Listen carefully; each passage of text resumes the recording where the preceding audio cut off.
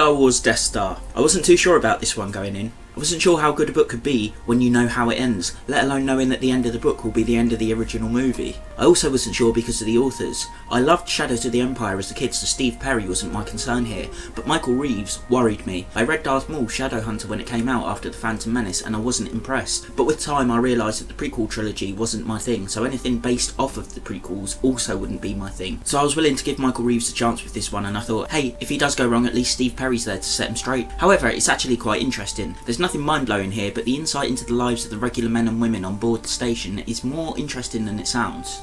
When Star Wars novels shifted from Bantam Press to Century, the tone of the books changed, and something I hated about the shift was the Dramatis Personae page at the beginning of every book. Even though I didn't like the New Jedi Order series, at least that page helped you keep track of who was who, and that was needed in a series that was that long. In individual stories like Death Star, it's completely unnecessary though. I find it even detracts from the experience because authors tend to put less effort into describing the characters because they're already listed out at the beginning of the book. However, in this book, it has that page, and the one change I would make to it is it would have been useful to have a list of characters with photos rather than descriptions. A lot of the characters in this book are actually in A New Hope, but you wouldn't guess unless you know their names. There's obvious ones like Vader, Tarkin and Leia, but there's also more obscure characters in the book such as Ten Grenade, the Imperial Navy Master Chief Gunnery Officer. Basically, he's the guy you see pulling the lever to fire the Death Star super laser, and Admiral Motti, who is the infamous victim of Vader's force choke in A New Hope. One of the characters is Dr. Ulai Divini, a character from Perry and Reeves' other Star Wars work, the MedStar duology, and it does reference that in terms of him thinking about the events that happened and Barriss Offee.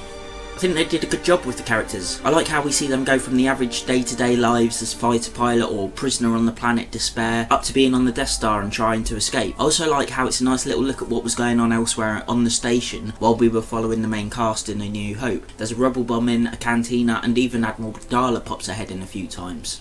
The characters are interesting. I found Dr. Divini to be the most interesting myself, but they all add a little flavour to the book. They start off with independent storylines that come together near the end. A highlight of the book for me was when one of the characters, Nova Steel, starts having bizarre dreams but he can't quite remember them when he wakes up. As the book goes on, his dreams become clearer, until eventually the dreams become a reality, and it turns out he's dreaming about quite possibly the funniest scene from A New Hope. If you don't know which scene that is, then I won't spoil it for you, but it's definitely quite funny when it actually happens in reality rather than just in his dreams. He's mildly force sensitive, and so is one of the other characters, although with the other character, the story never actually goes any further. To be honest, if they hadn't included force sensitives in the book would have read just as well. It wouldn't feel like the book is missing anything. But it is just a minor subplot. It's not too much about having force sensitives, and it's interesting, so I'm glad it's in there.